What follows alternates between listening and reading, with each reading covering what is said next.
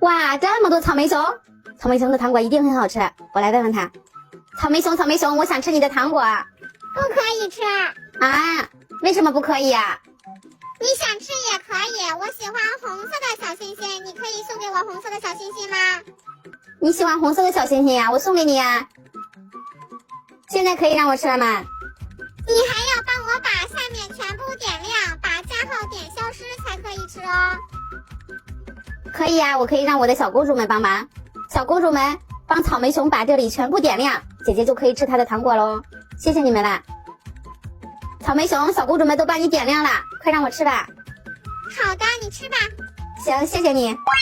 今天来吃这个草莓熊糖果啦！哇，草莓熊也长得好可爱呀，像不像熊二？它居然有一根棒棒糖，尝尝是什么味的。